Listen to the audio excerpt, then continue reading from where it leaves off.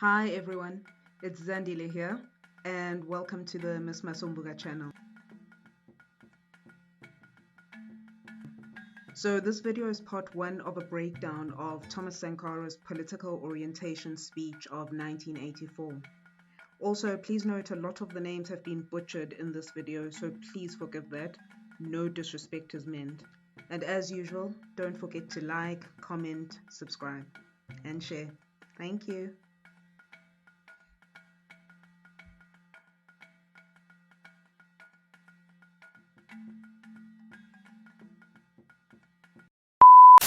It's very symbolic for the country as a way of turning the page on all of this period, the period of Blaise Compaoré, the period of not knowing exactly what happened to all the friends and relatives of Thomas Sankara.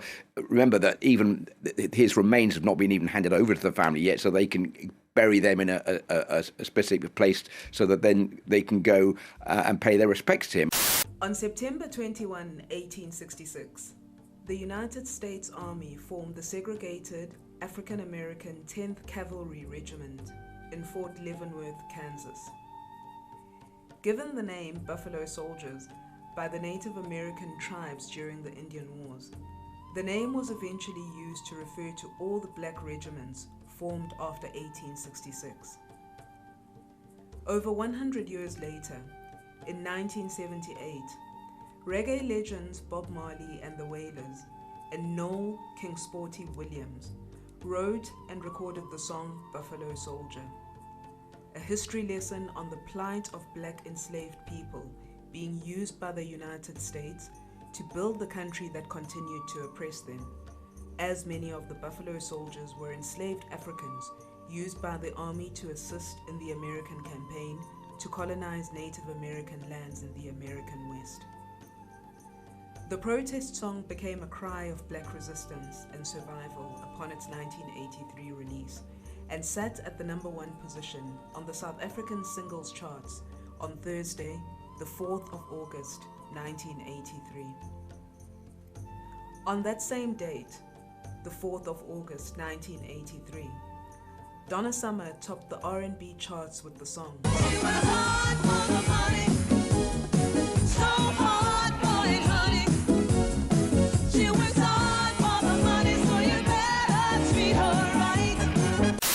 Margaret Thatcher was the Prime Minister of the United Kingdom, Ronald Reagan, the United States President, and Francois Mitterrand was at the helm in France.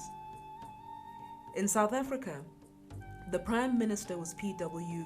Botha, as the National Party desperately tried to keep apartheid intact by ushering in the 1983 constitutional amendment that established the coloured and Indian representation in Parliament on a segregated basis.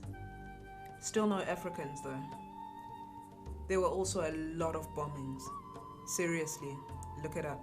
Prepared to talk to people who want constitutional change, but I'm not prepared to talk to people who want revolutionary change. If Mandela were to say that he wanted constitutional change... He does not want it. He's stated it all over and over again, and he's in jail because he made he took certain steps that which overstepped the mark as far as legislation was concerned.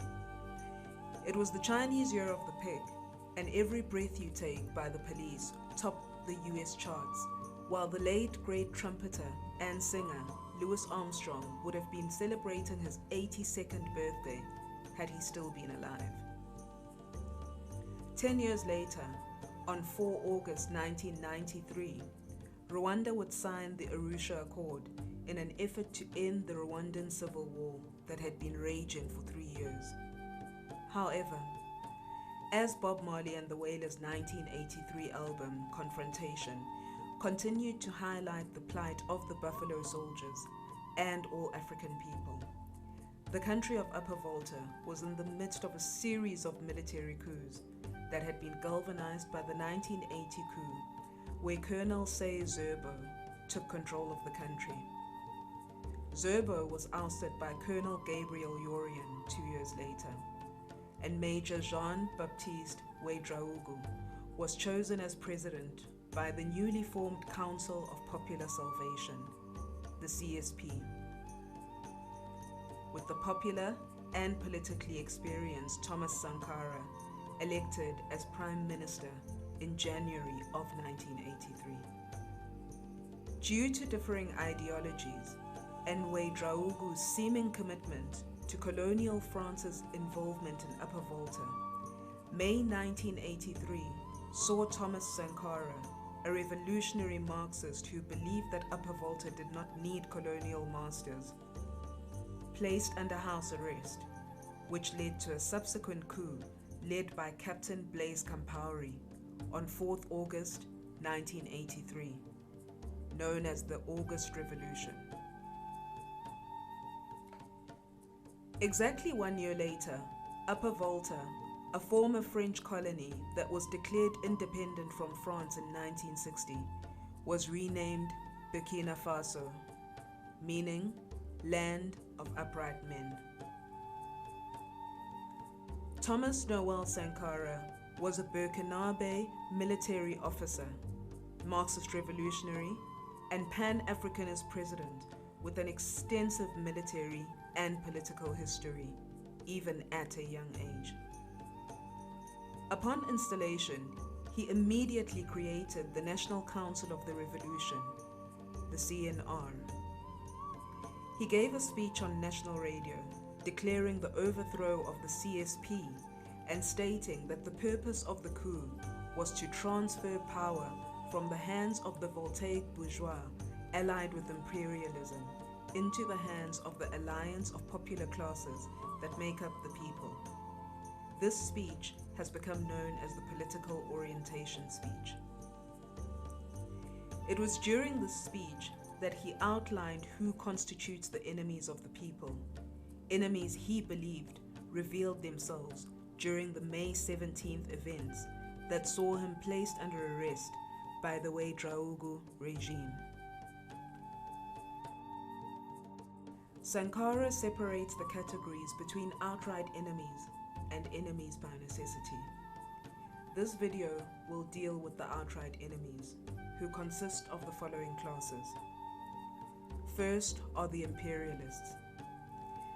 These are the overarching figures that were the cause and result of all the troubles in Upper Volta. And these are the figures who materially and financially benefit from the destruction of countries in which they do not reside and on whom they are not dependent. Elsewhere, he was quoted as saying, "Imperialism is a system of exploitation that occurs not only in the brutal form of those who come with guns to conquer territory. Imperialism often occurs in more subtle forms: a loan, food aid, blackmail. We are fighting this system that allows a handful of men on earth to rule all of humanity." End quote. The second class are the voltaic bourgeoisie. The term bourgeoisie refers to the middle classes who are shown to have materialistic values and therefore maintain the status quo that benefits them at the direct cost of other lower classes. Marxist literature, however, goes a step further and describes the bourgeoisie as the capitalist class who hoard the communal wealth and the means of production.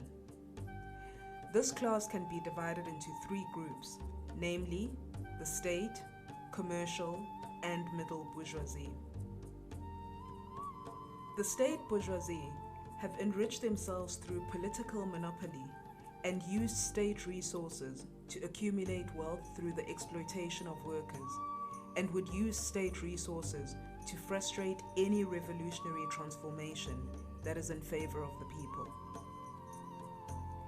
In South Africa, we can look at what has happened to mass political and people-led movements such as Fees Must Fall and BLF, and, some might argue, EFF.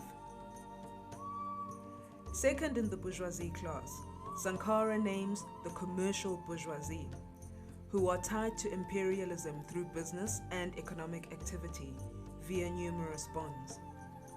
To quote Sankara, "For this class, the elimination of imperialist domination means the death of the goose that lays the golden egg." End quote. This class includes the corrupt businesses who would, for example, thwart revolutionary sentiment by controlling the food supply, by taking foods off the market and starving the people, in order to sabotage the revolution and maintain control by the minority through economic sabotage.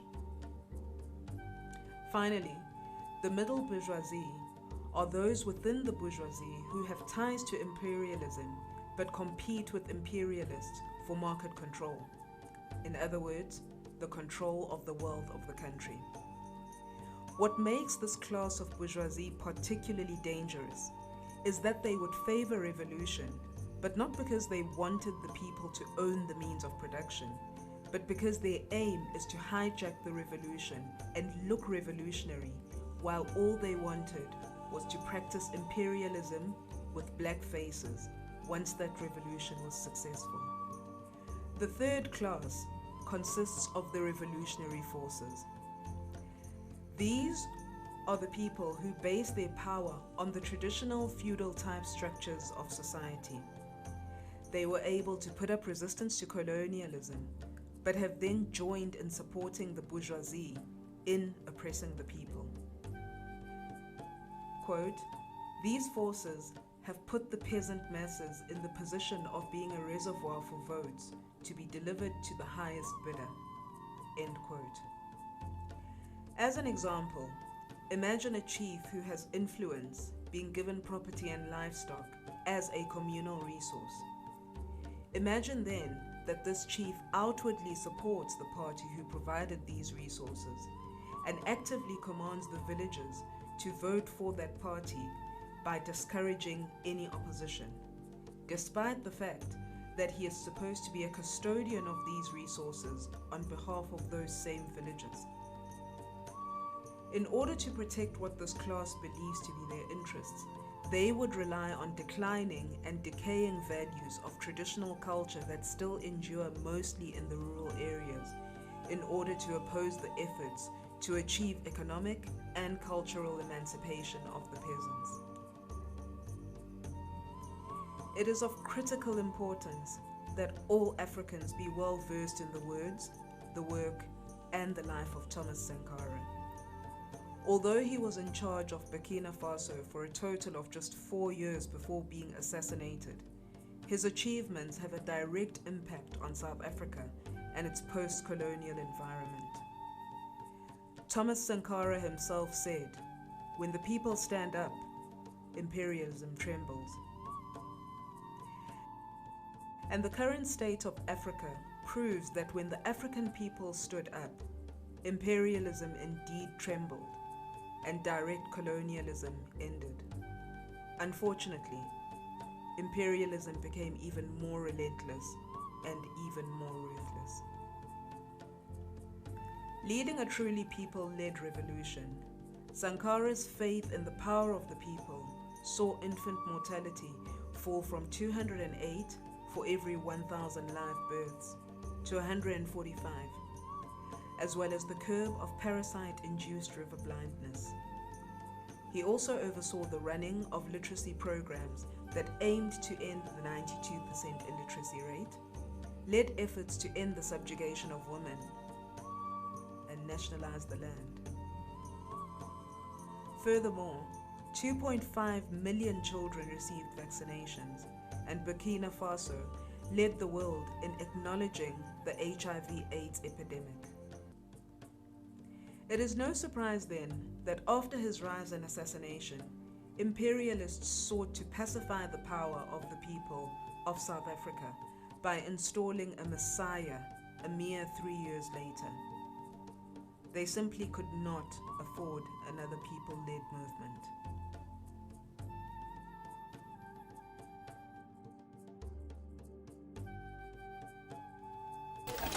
There is a time to cry. I saw Chris Honey dead. But the aim of this essay is not only to point out how African anti-colonial struggles are far more linked than we realize. The aim is also to simplify the idea of the struggle facing South Africans, and by extension, the African diaspora. So I would encourage you to ask yourself 2 questions in your reading of this. Firstly, can you identify any class of enemy mentioned above within the South African and the diasporan context?